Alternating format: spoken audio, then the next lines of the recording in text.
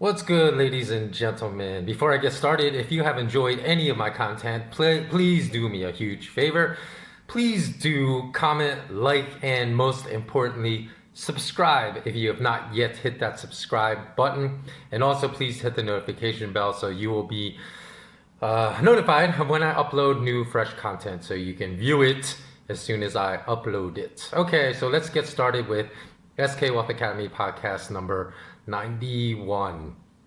So this is going to be about connecting the final dots that remained unconnected about the real reasons behind the enforcement of the global worldwide pandemic lockdown. So last month I speculated about state leaders' unilateral enforcement of a global blanket pandemic lockdown as being much more closely tied to the protection of material excesses of the rich and protecting their assets than really a concern about protecting our health and the health of all citizens on planet Earth. So for those of you that stick with me to the end of this podcast, I guarantee you 100% that I am going to present to you a theory that you have not heard anyone say, anyone else propose at this time, that will make the most sense of anything you have heard thus far is regarding the reasons why a complete global pandemic lockdown would have been enforced by the powers that be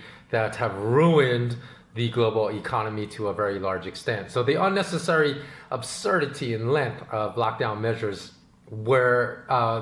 they were the factors that made me dive even deeper into perhaps connecting more dots than I had done so previously, and that remained unconnected, and that I believe now, beyond what I've already stated in SK Wealth Academy podcast number 85 and 86, that I have finally connected, that explain not just the stupidity of unnecessary blanket lockdowns that literally ruined millions of people's financial lives, but that also explains the cruel and mean-spirited immorality of such decisions as well, that were based entirely upon unknowns.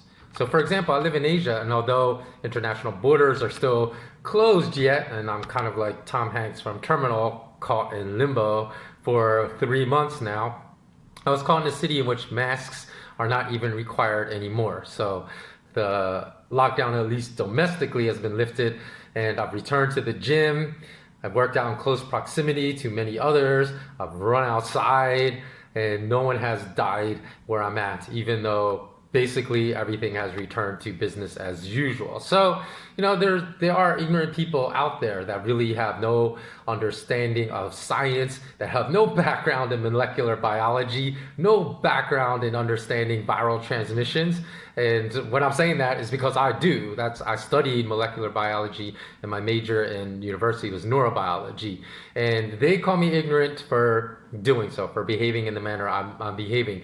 And the reason that they would call me ignorant is because they have zero understanding of how viral transmission occurs. So they're easily fooled by state leaders with zero scientific background that spread specious, non-factual information as facts. So I've stated that even though I have no fear for my own health based upon my research that conducted completely separate from what's being reported on mass media news, I would still exercise precaution when around the vulnerable population. So it's completely idiotic for mothers to tell their sons they no longer want to see them, as I've seen posted in videos this past week, for fear of the virus, when if their sons merely took necessary precautions like washing their hands thoroughly upon entering their mother's home and wearing a medical mask, the risk they would present to their mother would be near non-existent.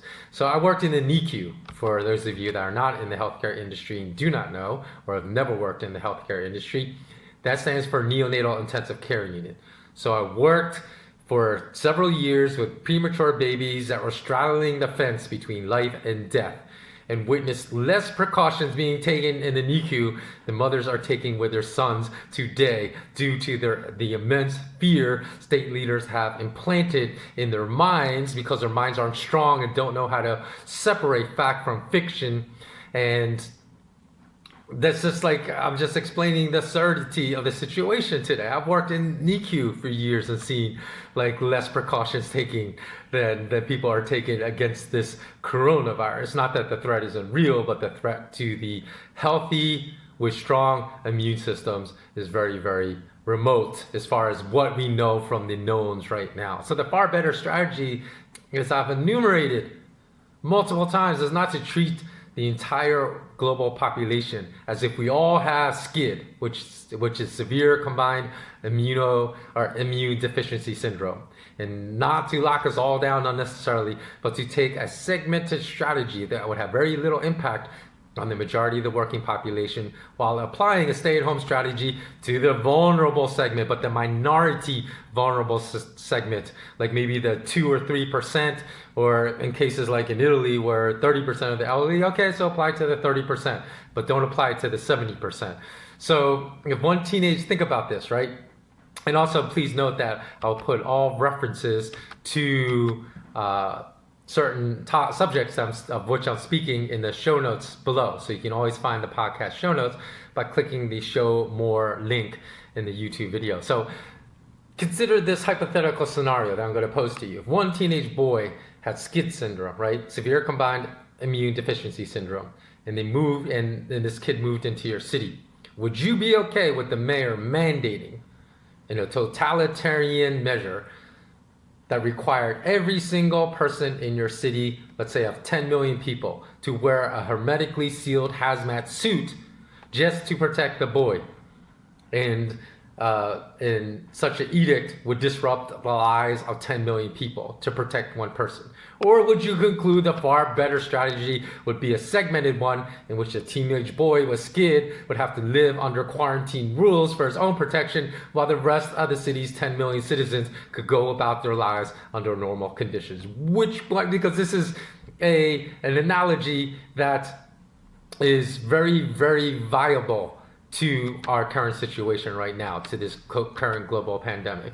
However, because no state leader enforced an easily applicable, science-based, fact-based, on the known facts, not unknown speculations, effective strategy that would have had little economic impact upon people's financial lives, the draconian decisions enforced worldwide to the point of enforcing starvation, literally enforcing starvation upon millions of people, made me revisit this topic and dig deeper to really get to what is really going on here. So when I did, I discovered further greater possibilities that remained undiscussed, that I missed in the presentation of my podcast number 85 and 86. Again, I'll put the links to those podcasts below if you want to go back and watch them if you have not yet done so.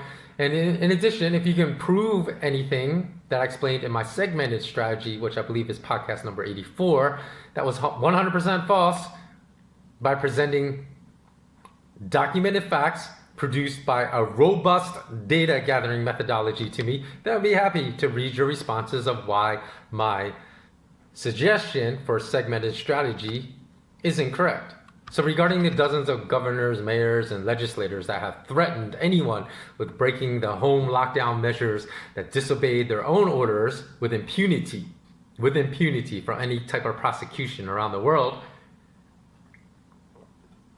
it is likely that these politicians and legislators are just narcissistic tyrants that extract great joy from reveling in schadenfreude and from having the ability to take advantage of an artificially created crisis to mandate orders that allow them to gleefully wallow in this concept. Because I don't know anyone of a really good heart that has pursued politics, because it's more people that enjoy being drunk on power that really pursue high political titles. So Catherine Calderwood, Scotland's chief medical officer, urged all Scotland citizens on March 23rd, quote, "We have the virus in Scotland and this is no longer a rehearsal for something and that might have to happen. New measures can restrict the spread, but only if people comply with each and every one of these measures," end quote. So after urging everyone to avoid all non-essential travel at all costs, Ms. Calderwood promptly disregarded her own lockdown measure edict and traveled to a weekend getaway 40 miles away from her home, where she was photographed by neighbors exercising her enormous hypocrisy of mandating rules for all of Scotland's citizens to obey except for herself.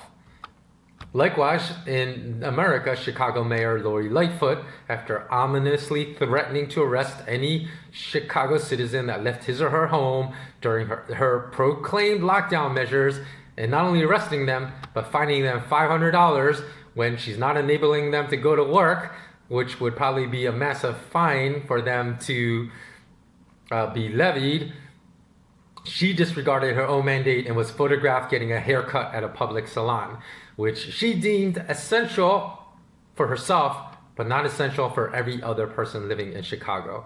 So I doubt she implored Chicago police to arrest her, throw her in jail, and fine her for violating her own orders. Now in the Philippines, with his usual bluster, President Rodrigo Duterte warned of executing any quarantine violators by stating, quote, "Instead of causing trouble, I'll send you to the grave," end quote. After which Filipino Senator Coco Pimentel was photographed visiting a hospital even after he had been showing many signs of being infected with the virus himself. So after blatantly disregarding Rodrigo Duterte's orders, did Duterte arrest and execute the senator as he promised to do to anyone for violating his orders? And I'm sure Duterte will have no problem executing the poor for doing so, who really need to go back to work. But would he execute a senator? Of course, that was just a rhetorical question, as we already know the answer to that question. So all throughout the world, politicians at all levels have been very clear that there are separate laws for themselves and laws for everyone else that they view as being beneath them. So in addition, by exhibiting complete disregard for their own orders that they have explicitly stated as necessary to protect lives, they revealed their disbelief in the necessity of their own mandates. So do you really believe that these high-ranking politicians would risk their own lives if they truly believed what they were telling us to obey? So after pondering this issue more deeply, I now believe that the global blanket lockdown measures were designed for the primary reason of warding off collapse of the extremely fragile global banking and financial system. Much as the deployment of the Troubled Asset Relief Program, known as TARP, the term auction facilities, known as TAF, and zero interest rate policies, known as ZIRP, were deployed in 2008 and accomplished in warding off the collapse of the global banking and financial system back then. So if you're wondering why an apocalyptic level of economic destruction was necessary to achieve this goal, I am going to get to that answer in this podcast and explain that very important part of this equation.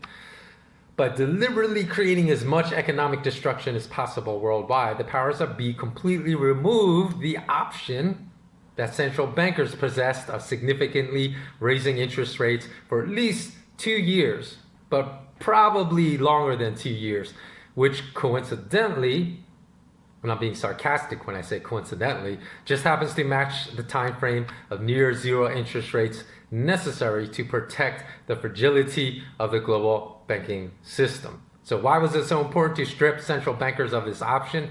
Continue reading, or listening in this case, unless you're reading my article. I will explain. I'm convinced now that the enforcement of an unnecessarily long and unnecessary one-size-fits-all global pandemic lockdown was part of an overall plan centrally coordinated at the very top to destroy as many people's financial lives as completely as possible. As this was the best possible plan on behalf of the powers that be to prevent the Ponzi scheme global banking system from collapsing. Now, for some of you that are watching, if you are that agent that works at William Morris, at the William Morris Talent Agency in Los Angeles, that read that screenplay that you rejected of mine 15 years ago, right? I submitted this 15 years ago, Vipers and Thieves. John Fu, who also read it, if you're listening to this. Isn't everything I wrote in that screenplay happening right now? Right now due to the global pandemic lockdown. Of course, in my screenplay, it didn't result as a consequence of a global pandemic lockdown resulting from a viral pandemic, but the exact same things are happening everywhere around the world that was written in my screenplay 15 years ago. So just think about that. How would I know these things were coming?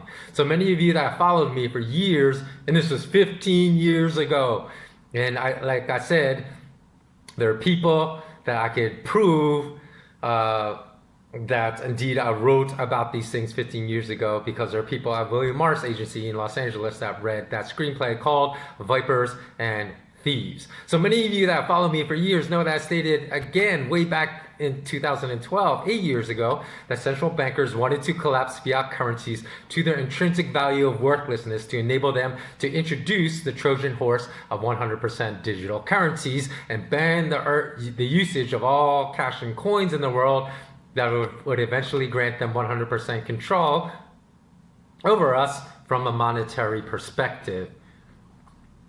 And again, I will put the link to that article in the podcast show notes if you want to go and read that article if you never have. So, though their plan is to collapse fiat currencies, though this may sound like an oxymoron at first take, they do not want the global banking and financial system to collapse alongside with their planned collapse of currencies.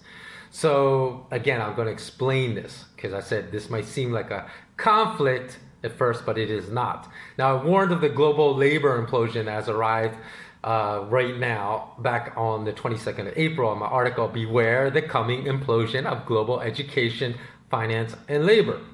And all those predictions came true. So although at that time, April 22nd, there was already on its way. So I wasn't really displaying that much foresight in writing that article on April 22nd. So I did not, however, I still didn't foresee state leaders implementing global lockdown measures in such an utterly inhumane and cruel manner that would usher in a global implosion of labor so quickly. And in fact, I should have also included the implosion of the real estate market in that article as well, because due to these consequences and my search to understand the real purpose of the global pandemic lockdown, this article was birthed. But given the collapse of income for Airbnb renters ushered in by the pandemic, this will also usher in the collapse of the real estate market. The realization that those that made a living off of passive rental income from Airbnb rentals were largely responsible for unaffordable rising real estate prices in America and also in many neighborhoods around the world, like in Sydney, Australia. Some of the most expensive rental markets in the world, or housing markets in the world, were basically developed and materialized because of Airbnb hosts just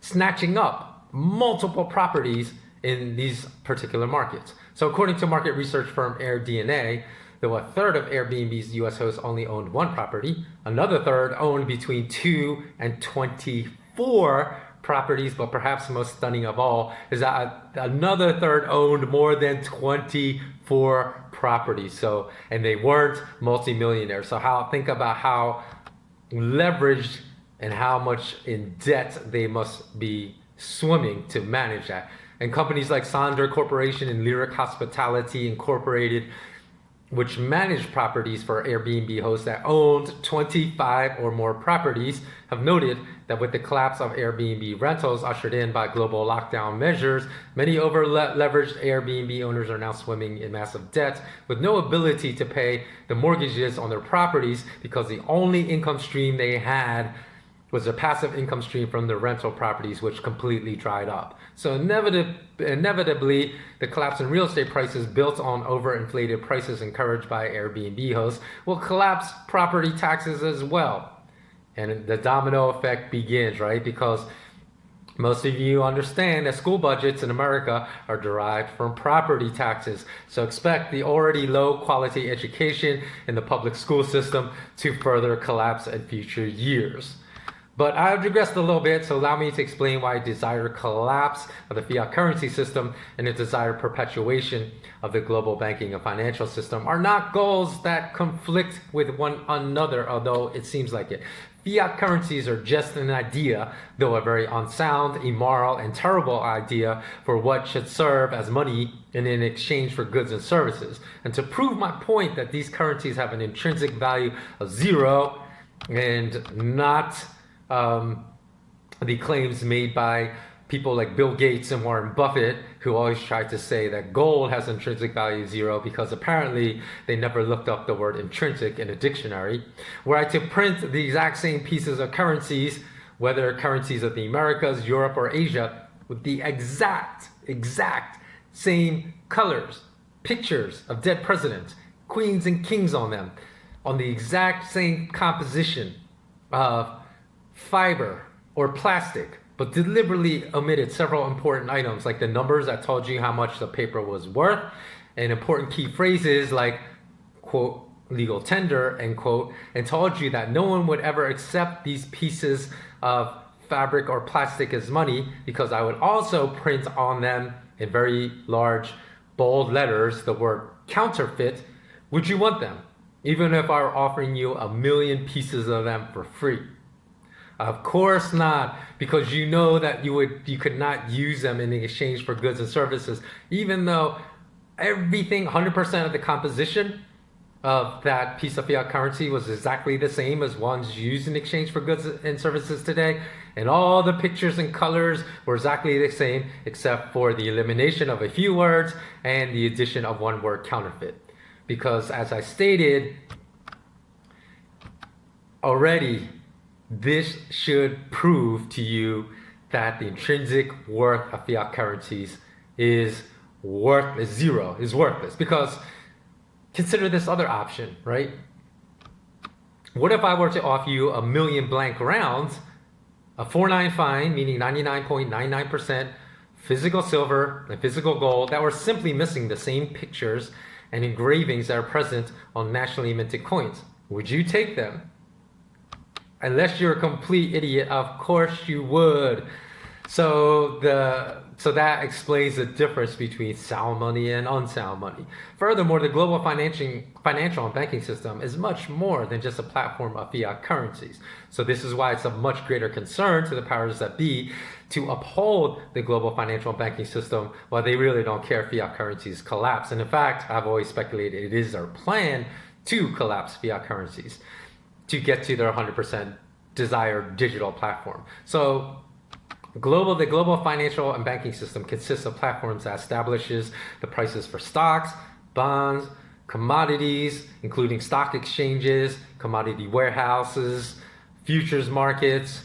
So it's comprised of both physical structure, virtual structure. It consists of technologies that determine prices of capital assets like networking technologies, fiber optics, gigabit Ethernet technologies, low latency network servers, military grade fiber optics, FPGA accelerated hardware, and on and on and on. And because these technologies give unfair advantages to those utilizing them, aka bankers, to front run, aka steal from other market participants that are ignorant about how such technologies are utilized against them, central bankers and the owners of central banks do not want the illusions they created over hundreds of years and that they have invested in building for hundreds of years to crumble, and for the world to realize that the wizard is really not an all-powerful being, but just a cowardly little parasite that is manipulating billions of us for riches. So this is why central bankers will do anything they can in their power to save this illusion from crumbling and from the curtain being drawn back to reveal the cowardly little wizard, as the collapse of the global financial and banking system would reveal. So in my article titled "The Biggest Risk in the Global Financial System That No One Is Discussing," which again you can find in the links in the podcast show notes, which I published on April 3rd, I discussed how no one in the world of mass media journalism had discussed the enormous danger of the building and growing over-the-counter derivatives markets in recent months, at least the risk in the OTC derivatives markets. Despite its growth from an absurdly bloated state in 2008 to an obscenely bloated state by 2020. And in that article, I explained by providing simple analysis of the OTC derivatives markets why it was impossible for US central bankers to raise interest rates, and why understanding of this risk of higher interest rates led me to call out the absurdity of comments from bankers like Karen Gilmore of the Federal Reserve Bank of Atlanta, who stated she anticipated in 2019 two interest rate hikes that would raise the Fed funds interest rate to 3.25%. When I heard that, I laughed at her, because while employees of the US Central Bank were claiming that the chairman would raise interest rates, I pointed out right here, if you're reading this article versus listening to it, and probably right here on this podcast channel, on my news site, the absurdity of those predictions, and I predicted the exact opposite outcome of US central banker cuts of the Fed funds rate all the way back to zero, which of course was precisely what happened. So if you want to see those predictions I made months and months and months and months before they happened, just go to the podcast show notes. And in the aforementioned article, I explained the following, which was the biggest risk of the global financial system that no one is discussing. Quote, as long as everything goes to plan, the risk of the global derivatives market remains at its market value. But as a heart surgeon once told me, surgery is simple as long as everything goes to plan. It's when things don't go according to plan, he said, that surgery becomes complex and technical. The global financial market is exactly the same. If platforms of global financial markets experience operational glitches and everything does not go according to plan, then the risk that global financial derivatives markets can wreak havoc at amounts much greater than their notional market values, then this havoc can escalate at an exponential rate, much like a high R0 rate of an infectious disease, end quote. So if you believe that the first 5 months of 2020 have gone exactly as central bankers have planned, then you might as well just stop reading or listening to my podcast at this point, because nothing of which I discuss in the remainder of this podcast will make any sense to you. In part 2 of this article, the biggest risk in the global financial system that no one is discussing, I connected the dots of the points I made in part 1 even further. And though I reserve part 2 of that series as exclusive content for my SK Wealth Academy patrons, let me explain now how I've connected the dots of the global-wide state leader coordinated blanket global pandemic lockdown and destruction of the economy to the fragility of the global financial markets. In mid-March of this year, you may remember that the US dollar index spiked to 103.81, and that this event brought this is probably what you won't remember, but I told my SK Wealth Academy patrons that event brought the over-the-counter forex and interest rate derivatives market to the brink of disaster, with trillions of derivative products betting on sustained US dollar weakness. So in turn, this spurred an emergency interest rate cut, as many of you probably remember, executed by US central bankers at that time, and they cut it to zero. So most people completely missed the real reason for that emergency. Remember, it was not conducted at the normal day of the month that central bankers will make interest rate cut announcements. It preempted the normal interest rate date for that month, and it was executed through an emergency cut. And most people thought, oh, this is just about saving the crashing US stock markets, and that was a primary decision for the emergency rate cut. Wrong. Because on the surface, that is what it appeared to be. But as I've stated dozens of times already, stop looking for the truth at the surface. Because if you stop your pursuit of truth at the surface, you will never arrive at the truth. Now, the triggering of collapse of over-the-counter interest rates and forex derivative markets would have dwarfed the negative effects of even a further 30% collapse of the US stock market. So if you want to make analogies, that 30% collapse of the US stock market was kind of like a contained dirty bomb exploding. But had the over-the-counter interest rate and forex derivatives markets imploded, that would have been like the most powerful nuclear bomb that exists in the world today exploding.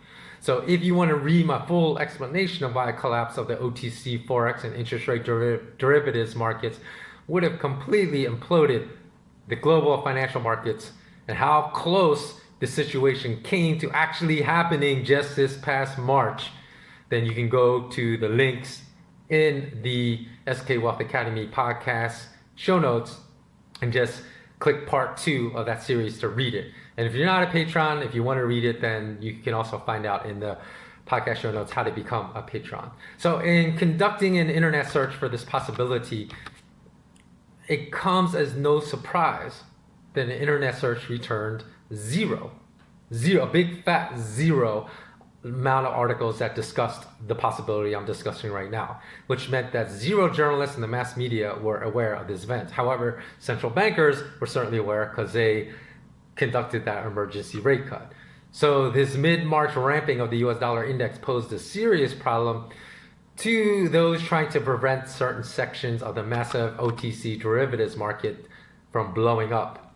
And the mid-March strength of the US, relative strength, not absolute, of the US dollar index likely triggered a warning of the highest national security level to all central bankers that they must fix this problem immediately. So for all US dollar holders that foolishly believe the US dollar will retain its purchasing power over time, which already it hasn't, so I don't even know why anyone would subscribe to such a foolish belief, as it's already lost well over 90% of its purchasing power over the last 100 years.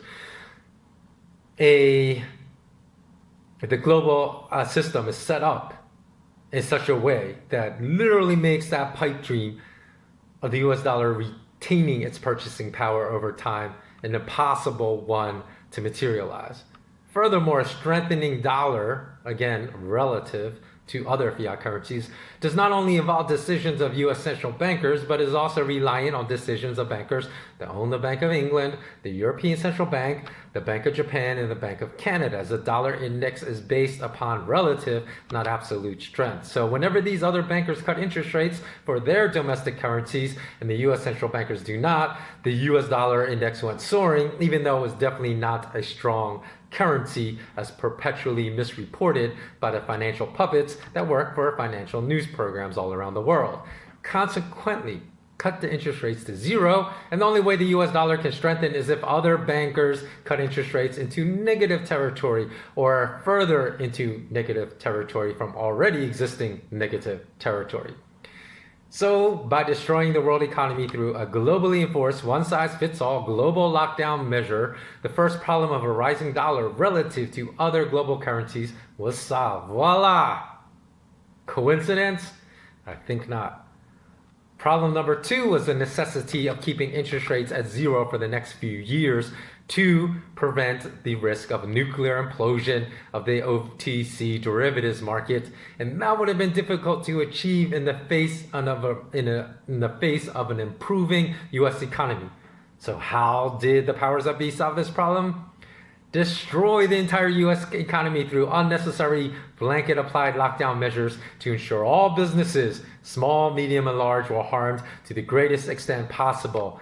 Caused nearly 50 million people to lose their jobs in just 6 weeks' time during the lockdown, and ratchet up unemployment rates to rates higher than they were during the Great Depression. So does anyone besides myself find it suspicious that the US government and the Bureau of Labor Statistics have reported fake Alice in Wonderland unemployment rates for our entire lives up until what? When was the first time they even displayed any amount of integrity and honesty? Right now. And you want to know why? Because in the past, they underreported real unemployment rates by 4 to 5 times. But since the viral pandemic started, all of a sudden they grew a conscience and want to report the truth, because let me tell you, there's an example of the president of the Federal Reserve Bank of St. Louis, James Bullard, who stated that 30% unemployment in the U.S. was not out of the question, and reported that the May jobs data report, for the April jobs, that reported the prior month, April's jobs data, that occurred on May 8th at 8:30 a.m. New York. He said that likely underestimated the true devastation of the global pandemic measures due to the timing of that collected data for that report. Now, during the 12 years between 2008 and 2020, how many times have you heard a U.S. central banker ever state that the U.S. jobs data was not legitimate and unrealistically portrayed the jobs situation in America? I can recall zero. So why the change of heart now?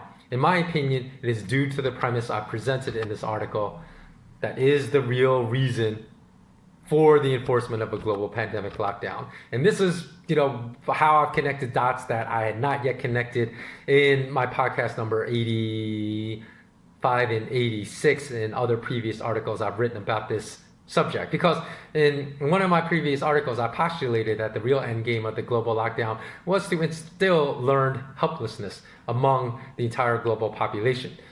Now, my new end game for this global pandemic lockdown does not invalidate that belief of mine. I still believe that was an important goal, but now I just realized that it was not the primary goal. The primary goal was to save the over-the-counter derivatives market. So the goal of instilling learned helplessness amongst the greatest amount of the global population as possible was more like a secondary or tertiary goal.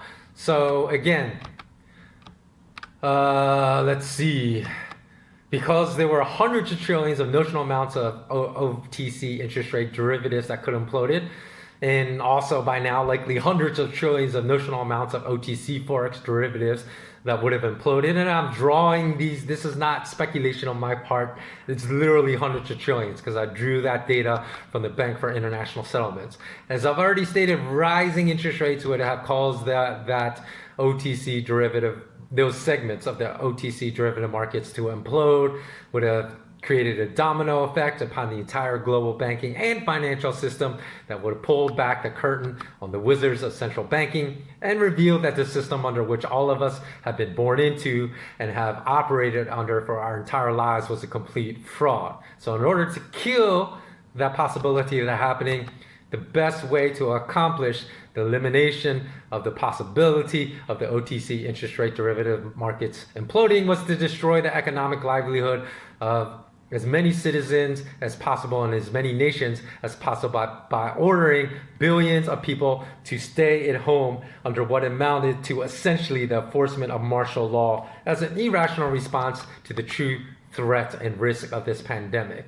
Now, I also presented in part 2 of my article, The Greatest Undisclosed Financial Risk in the World, of other options that could actually trigger a collapse of the over-the-counter interest rate derivatives and forex derivatives markets, despite central bankers leaving interest rates at zero or at negative rates. So again, you can find that in part 2 of that article. And this is why I also stated in a previous SK Wealth Academy podcast that the time is now. The time is now. It's running out to decide if we are lions and will exercise our voices and our rights to defy unjust orders. Because as lions, we will win and we will continue to progress and we will turn around the really dark road that our state leaders are forcing upon us right now. However, if we act as sheep, not only will we sentence ourselves to lives of slavery, but we will be sentencing the next generation, meaning our children, if you have children, to lives that will be much worse in the quality of life and living standards than the ones we have right now. So is that what you want for your children? Then be a sheep. Don't be a lion. And in that podcast, when I spoke of the urgency to exercise our voices, I don't mean to exercise our voices in ignorance, as so many people have done during this pandemic lockdown, doing the state's dirty work for them, akin to German newspaper editor Udo Aufklatte's printing of CIA propaganda in German newspapers as fact. You know what I'm talking about if you watch my last podcast. In fact, if you're a lion, you must be a lion on the side of light, power, and justice. Far too many people during the global pandemic lockdown fancied themselves as lions while lobbying on behalf of state tyranny in favor of unjust lockdowns that were enforced on the basis of zero facts, zero provided knowns regarding numbers of infections and consequent deaths in the world, and zero facts about how many healthy working age people with no serious pre-existing medical conditions had died from this pandemic. So it's with great irony that the counterintelligence programs executed against us has produced millions of people around the world that purport to be of high intellect and believe they're affording truth and saving millions of lives and protecting millions of lives, when the exact opposite is reality. They are among the most emasculated lions on planet Earth. People that believe they are lions but truly acting as vessels for state tyranny. So before I conclude this podcast, I just want to mention, since I produce a lot of content, meaning articles and podcasts, sometimes takes me about a week to upload some of these pieces. And it could be the case that by the time I'm finished writing and editing this piece, that some things of which I have spoken about have changed lately. Because one proof that would give great credence to my theory that the global pandemic lockdown was enforced to inflict as much economic harm to all of us as possible, as evil as that sounds, would be if central bankers had to keep cutting interest rates below zero. Because as US dollar and euro strength, remember its relative strength, could implode the OTC, forex, and interest rate derivatives markets, central bankers, like if one central bank cuts interest rates into further negative territory, that would force the hand of US central bankers to actually cut rates into negative territory, because zero would not be good enough. So as I was typing this very sentence, I kid you not, a news bulletin flashed across, or I was typing the sentence to my article, reciting it for this podcast. There was a news bulletin flashed across my computer screen in which the very situation I was describing in this article materialized, almost as if a pre-crime artificial intelligence agency read my thoughts and say, hey, just to F with you, we're going to flash this news bulletin across the news site. And that news bulletin was that the US Fed's fund rate was projected to turn negative by the end of this year. So it's really interesting. Again, who knows, because financial markets are so dynamic. So a couple of weeks from now, or even when I post this, like a few days or a week later after I record it, maybe that will have changed already. However, the reason, again, that this may become necessary is because the European central banks and the Bank of Japan have already adopted negative interest rates. So that's just something to think about. Okay, so because there are trillions of euro interest rate and forex derivatives that depend upon a weak euro to also avoid implosion, because not all those derivative products are denominated in US dollars. There's a lot that are denominated in euros as well, that this becomes kind of a balancing act between US central bankers and European central bankers trying to prevent the derivatives that are denominated upon their currencies from imploding. So it should be a very interesting next 6 months ahead of us. And of course, the important part of this equation, however, was that interest rates for the US dollar and euro remained as low as possible until the vast majority of the hundreds of trillions of these derivatives denominated in these two currencies that were betting on the persistence of extremely low interest rates mature and expire. Now, if you look at the maturity schedules of these derivative contracts, the vast majority of them mature within 1 year. Now, the most up-to-date data that was given by the Bank for International Settlements about these derivatives was from the last half of 2019. So 1 year maturity would be actually I think it was the first half. I don't even think the second half of 2019 data is out. So it's the first half of 2019, which would mean 1 year maturity. When would that end? The first half of 2020. When's it end? June of 2020. So look at that, how that coincides with collapsing interest rates all over the world. The next tier of risk expired in about 5 years forward, which would be June of 2024.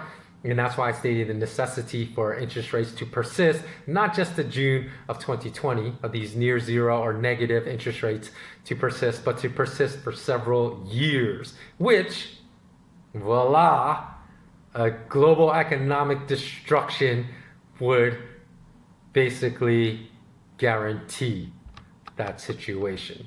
So, of course, you can chalk the manifestation of the simultaneous nature of these events that really serve each other's purpose as pure coincidence. Or you can take the opposite side of this equation and believe that no massive, significant economic events happen without planning and without centralized planning at the very highest levels. So of course, negative interest rates are just another reason to keep stacking physical gold and physical silver, as negative interest rates will likely spark even more absurd divergences between the prices of paper and physical gold, silver, and other precious metals that may someday relegate the realm of paper prices to its rightful place of total irrelevance in the trash bin, because the divergences between paper and spot silver prices and physical silver prices are just absurd to the point nobody should be paying any attention to spot silver prices right now. So let me know if you agree with the premise I just presented. If you think I connected the dots between the economic destruction unleashed by state leaders' strategy of a global lockdown upon their nation's citizens all around the world. If you believe that my theories are correct, or at least have some kind of merit, comment below, let me know. Or let me see. Or do you believe that what happened was just a result of kind of unfortunate economic destruction that was not intended to occur at all by these state leaders, by their mandates to stay at home, self-quarantine, don't leave your home for any except for any essential activities or essential travel, while they completely ignore their own edicts and mandates. So I think that about will wrap up this podcast. So please do comment below. Tell me what you think of my new real reasons for the global pandemic lockdown, and do you think that my connecting of these dots makes sense to you? Did you even know about the risk that the entire global financial and banking system almost imploded this past March? Did you know that? Because it's almost like someone that lives next to planes with nuclear warheads. I think this actually happened in the United States, somewhere in Arizona, where fire almost came. There's almost disaster, but since it wasn't reported in the news until years later, nobody knew, and everybody just lived happily on their way. Like they were just ignorant that a major catastrophic event nearly happened, and that nearly happened this past March. Did you know? Let me know if you knew. And as always, please don't forget to subscribe if you have not already subscribed to my podcast, and click the notification bell as well. Until next time, be grateful, be mindful, and always seek out the truth. Take care.